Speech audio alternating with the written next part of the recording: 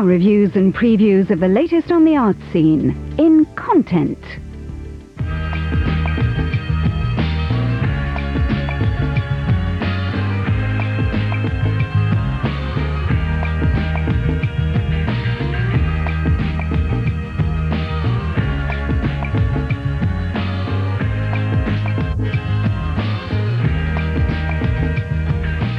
Good evening. The bad news. On Monday, the Sports Minister, Kate Hoey, announces that she does not like Sir Norman Foster's new design for Wembley Stadium because it's a football stadium. Sports Minister doesn't like football. She's an Arsenal supporter, which is the same thing. And then we learn that the Minister for Culture doesn't like the Turner Prize nominees. That means that Chris Smith doesn't like modern British art, and since we live in modern times, that means the Minister for Culture doesn't like art. The good news, Sherry Blair likes nice dresses. Respect. We think we should buy them for you. However, Mrs. Blair, there is a third way you could borrow them, whatever makes you content. Tonight, novelist Irvine Welsh on why he can't finish the new novel. Today's the son's 30th birthday. We're going to celebrate, and we'll tell you what we think of the Turner Prize finalists and have some new music and movie releases, including a music vid they don't want you to see. But first, known as the original rock chick, for me, because I'm a Catholic, I just think she's always been chic, Marianne Faithfull.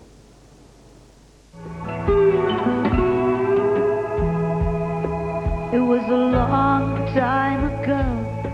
They took her child away and she was sterilized. She died of the drink and the drugs. And yes, I guess she kept those vagabond away. Yes, I guess she kept those vagabond away. Incredibly heavy lyrics, Marianne, but it's not about you, actually. Well, it is and it isn't. When I was writing it, I use newspapers a lot, and television and all sorts of things for my songs. I found a small, short, factual piece in the New York Herald Tribune 3 years ago about the sterilization program in Scandinavia and in America from 1945 to 1975, and it quoted the people. The American the list of people sterilization yes. doesn't concern me. That's not my subject. That's a Patti Smith song or a Neil Young song. But the European thing did concern me.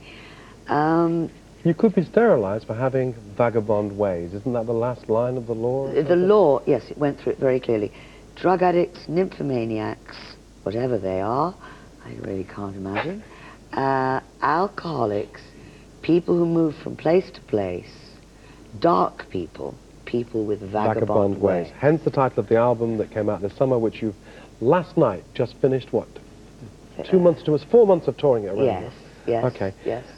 Just done 7 weeks straight off. Listen, I'm not going to be rude. You said, what is an nymphomaniac? But in my research notes, I'm not going to ask you the confectionery question that everyone went through because that was concocted. Well, if you did, I'd walk out. Exactly, it was concocted. But I was going to ask you, because my research notes said, young girl, you went out on tour with Gene Pitney, Roy Orbison and the Hollies, and you had affairs with all of them. It said in my notes.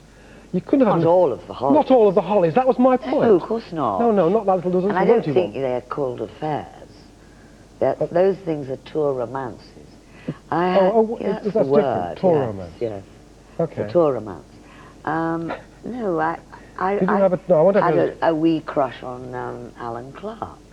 The lead singer of the Hollies. Yeah. Not Mr. Nash, the songwriter. No, I liked him very much. But okay, I want to ask about another man as well, because we're talking about songs, the set that you've been doing on this tour, and the songs on the album. You do a Leonard Cohen song. I do. Tower of Song. A song which, if I could write that song, I think I would cut off my right hand to be able to Just to be able to write that song? Yeah, because it's exactly what I want to say. Leonard has an ability to do that, and Mr. Cohen, I tell people, they think I'm nuts, and Leonard Cohen is the sexiest man in the world, and they go, oh, boring. Just confirm, will you, for me? He is the sexiest man in the world. He's got an aura and a sort of piercing gaze. My friends will no longer think I'm nuts. They will understand that. It's something a woman can tell, too. You'd know you'd have a good time with him. Did you? Me? No, not impossibly, no. What? Well, yes. I mean, no, not really, but, well, I tried. Well, I'm sorry, So I long, shouldn't... Marianne, you know. Oh, right, I'd never thought about that. Did you not? No, I didn't, sorry. Ah, well, nearly every song in the 60s was about me. I don't know what to say now.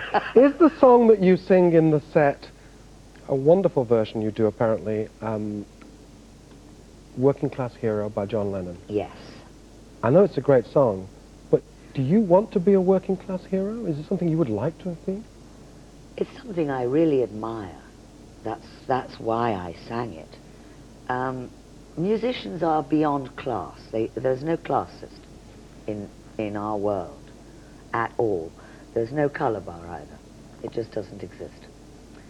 There is misogyny, but that's getting better. We're training them up a bit better now. People have misunderstood a lot my working class hero, but do you think you're because you work, you're working class? That's my literal understanding of the meaning of working class hero. But John Lennon, of course, is also making a much bigger statement. It's a metaphor. That's why I finish the song like that. You know, it's a very political song, indeed. But my point, I think, and John knew it. He heard Working Class Hero before my version, before he was killed. And I see Yoko from time to time, and she always tells me this, how much she liked it. Because the point of it is that it shows, first of all, that his song transcends all that. And it also shows that this isn't about class, really. And if you really examine the song, I don't do, for instance, but it's a fantastic line. Only John could do this line. The last line is, if you want to be a hero, then just follow me. That is a very bitter line. Bitter.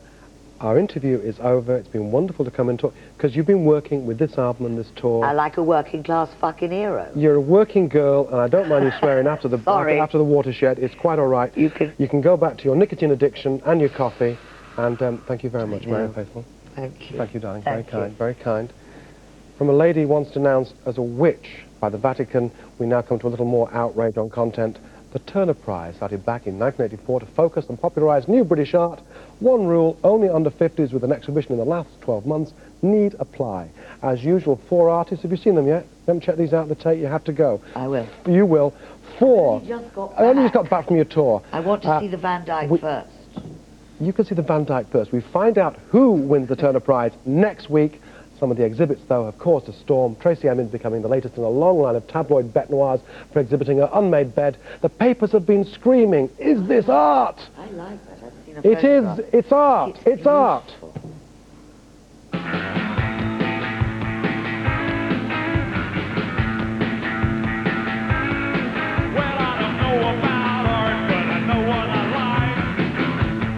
Here we are on the banks of the Thames with the 3 T's, the Tate, the Turner and Trouble. The Turner Prize, invented to market modern British art, has done so brilliantly, usually by causing trouble. So far, particularly, we've had dead cows, elephant shit, and now dirty underwear.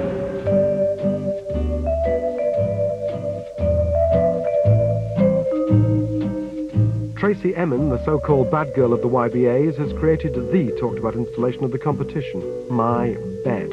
Basically a soiled, unmade bed surrounded by vodka bottles, contraceptives and dirty pants. It's the story of being ill in bed. Lots of crumpled mucous tissues around. If it's shocking, well, the artist herself got a shock when 2 protesters leapt onto the exhibit and staged a pillow fight. The pair were questioned by Scotland Yard, although the gallery said it does not plan to press charges. Steve McQueen is a 29-year-old British filmmaker now living in Amsterdam. His Turner submission centres on short films Prey, Current and Deadpan. In Deadpan, McQueen restages the famous stunt from Steamboat Bill Jr., in which Buster Keaton manages to remain standing when the side of a house collapses on him. It is, in its repetitions, its angles, simply riveting. The filmmaking twins Jane and Louise Wilson live together, work together and make eerie video installations of the insides of buildings.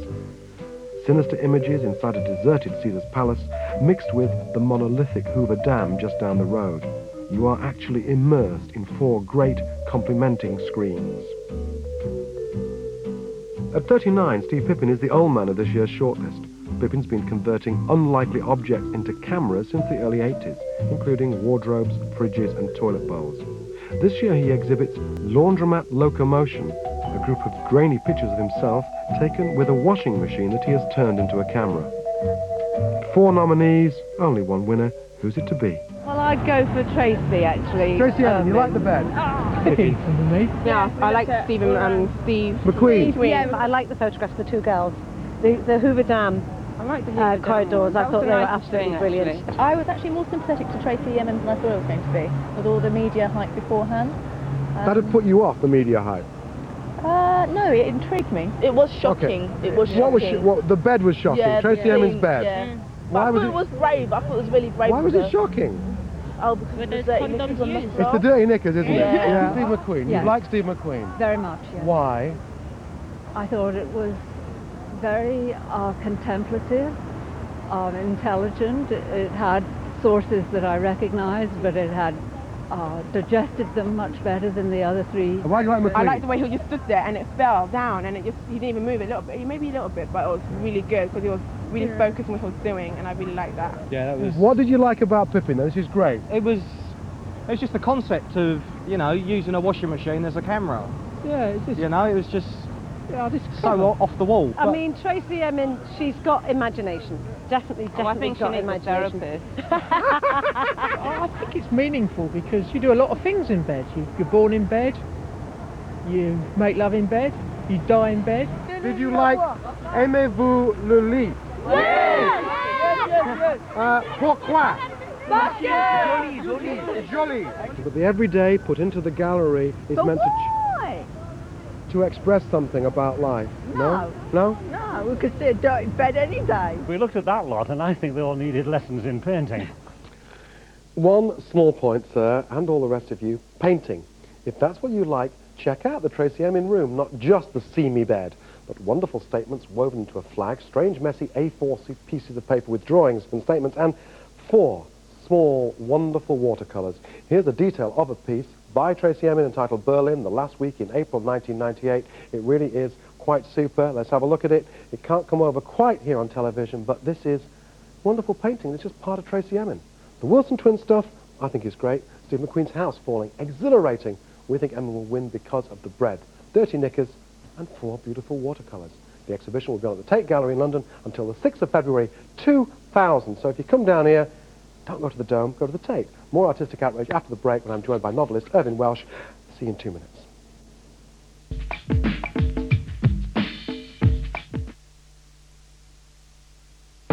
Good day. Any thoughts regarding Christmas presses? Well, this offer from Sky, a free digital dish and box. Oh, yes. Yes. It seems that as well as the opportunity to subscribe to the varied wonders of digital television, one would also be able to use email. Whatever that is. Well, that's decided it then. Decided what? Oh, forgotten. Any thoughts regarding Christmas presses? Well, this offer from Sky. Don't be a dummy. Get a free digital dish and box from Sky. Call 08702 42 42 42. Morning.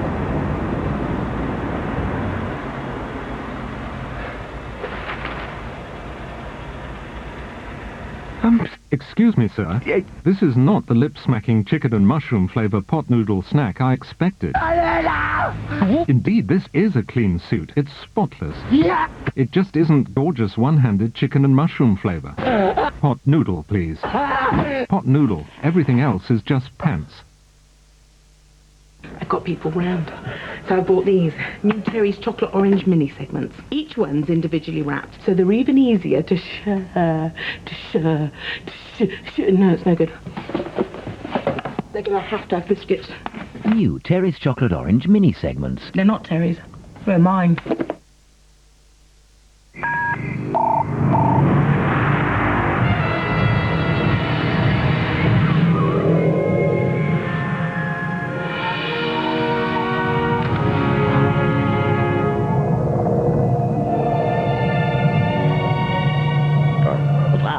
The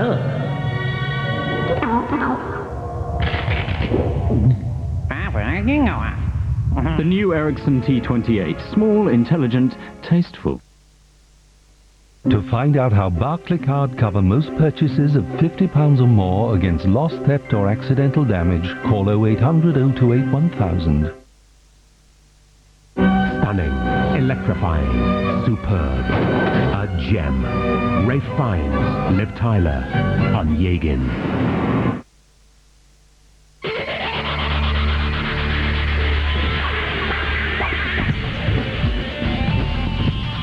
Rimmel's new curly mascara. Lifts, curves and separates.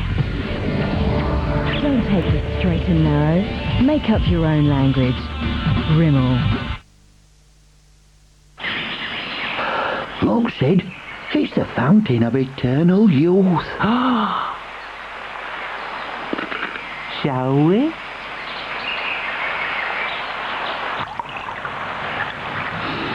Amazing.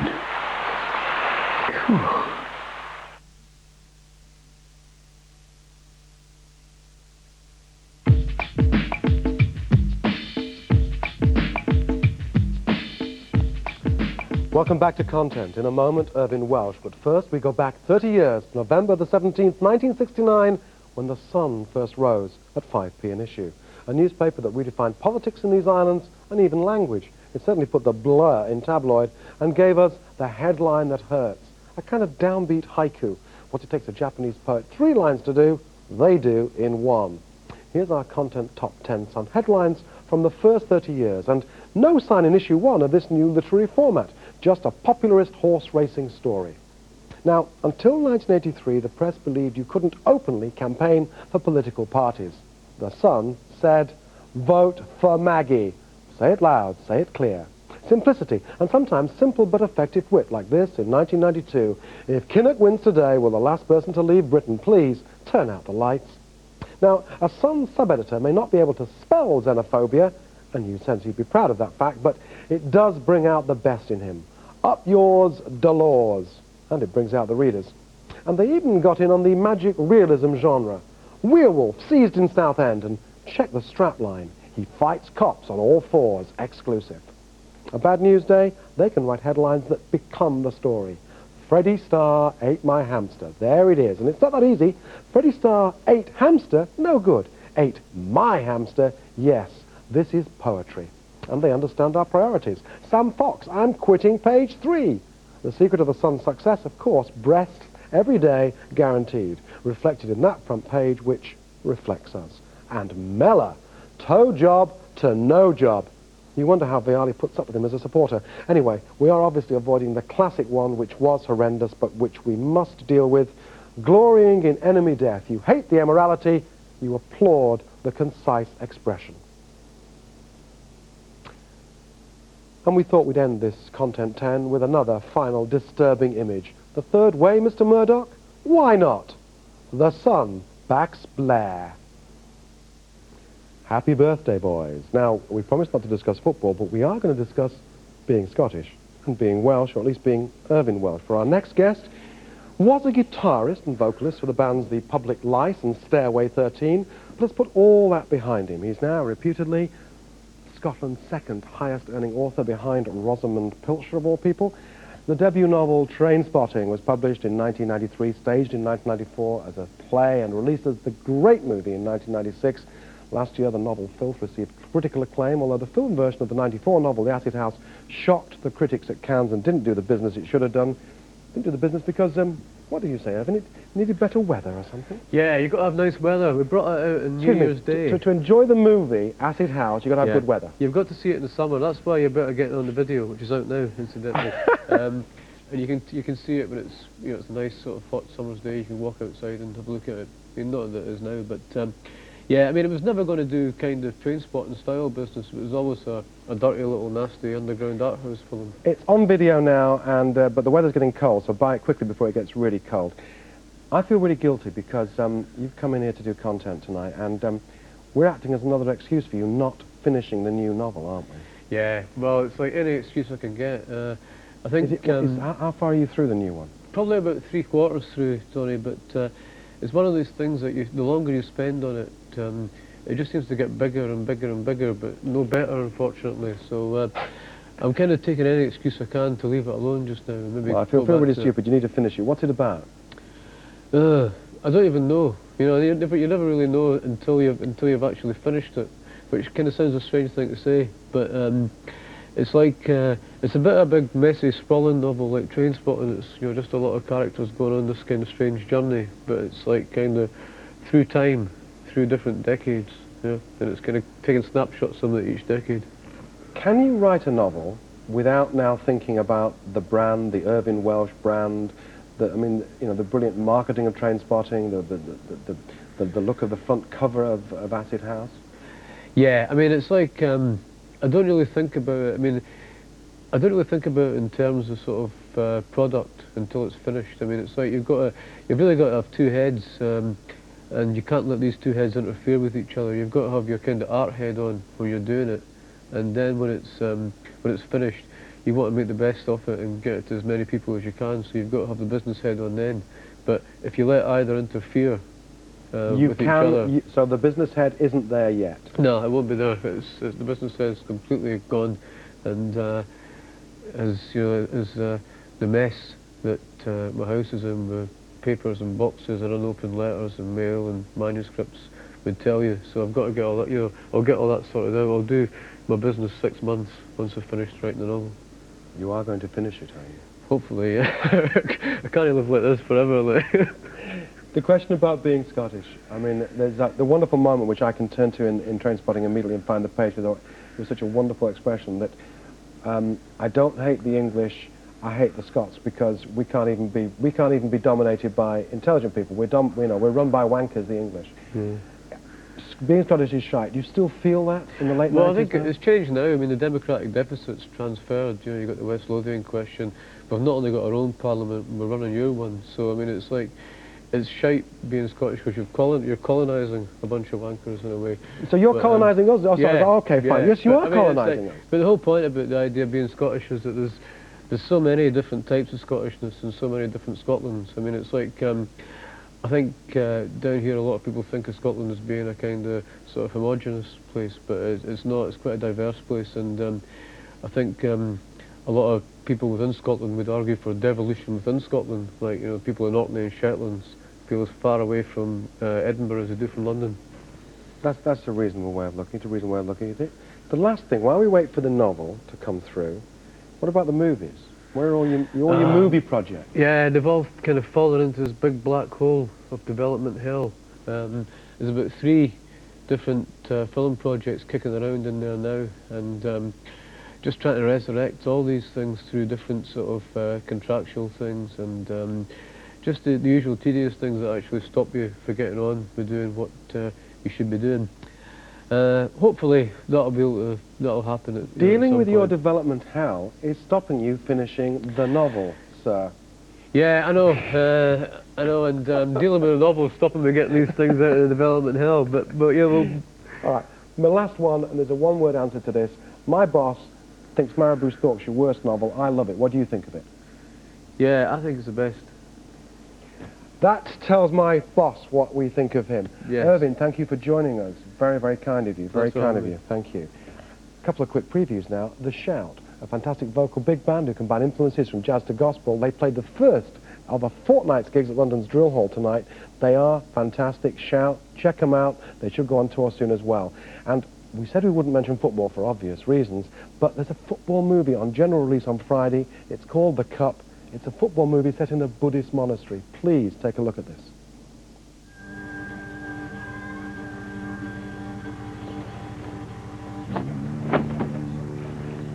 Sedan go dilan ja se de kalu khaborindo tinane tensan dilan ja du pe mesi kalu khaborindo boni sanjoro padin se de konzunyam de cham jo dilan de ya tensan ka motin what ka se hesrila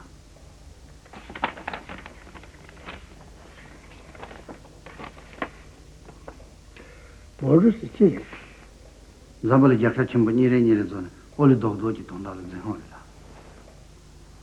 양치 텐덴 진주시 진 산산 텐데 제서리나 쪽반대로 말했대요. 대제에서만 두리고서만. 지현이지 않고서. You can laugh. The director of this fine film, Kyensi Nobu, is himself a Buddhist, and he's a reincarnation of a 19th century Lama. He probably went to Harvard, they usually do.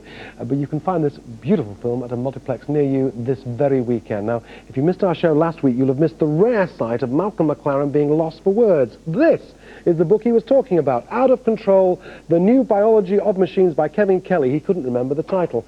This is it. Thank you for bringing content and telling us that Malcolm is in fact right. This is the book. Kevin Kelly, founder of Wired magazine. Now, join us again in 2 weeks' time for more content.